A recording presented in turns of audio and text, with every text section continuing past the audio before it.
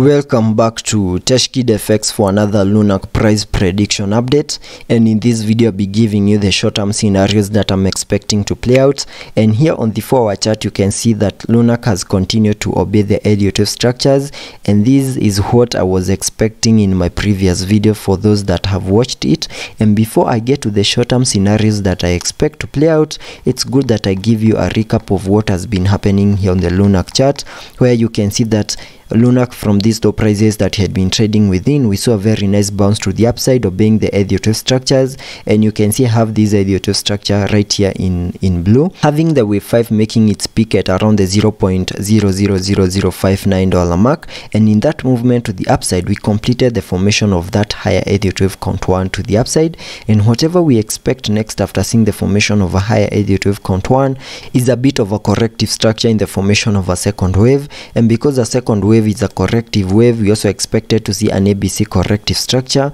which is right here, having the wave C making our low at around the $0.000012 mark. And whatever we expect next after seeing the formation of a higher LU12 count 2 is an impulsive movement to the upside in the formation of a higher LU12 count 3. And because a wave 3 is an impulsive wave, we also expect to see fractal waves in formation within that higher LU12 count 3. And I believe that is what is playing out here on the Lunac chart, and that still remains to be my primary scenario here on the Lunac chart, where you can see that after making our low in the formation of that higher LU12 count 2, we started this impulsive movement to the upside in what I'm terming as a higher LU12 count 1 to the upside, making our peak at around the $0.00018654 mark. And whatever we expect after seeing the formation of that wave 1 is a bit of a corrective structure in the formation of a second wave. And using the Fibonacci, I got a minimum target area to the lower side in the formation of this second wave, and I just need to connect the Fibonacci's from the low of the first wave to the high of that wave 1,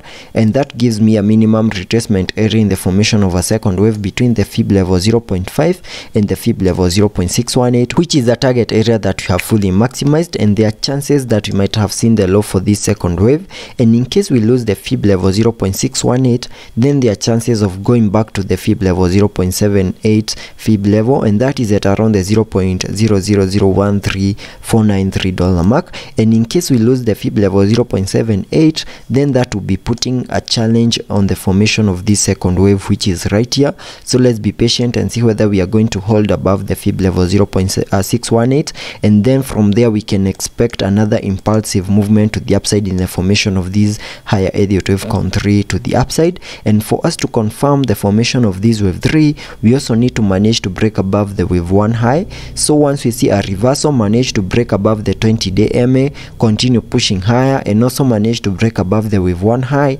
then there are chances that we might be in the formation of this wave 3 before we see a wave 4, and then continue pushing even higher in the formation of that wave 5, which should fully maximize the formation of that higher LU12 count 1 to the upside, which is a fractal wave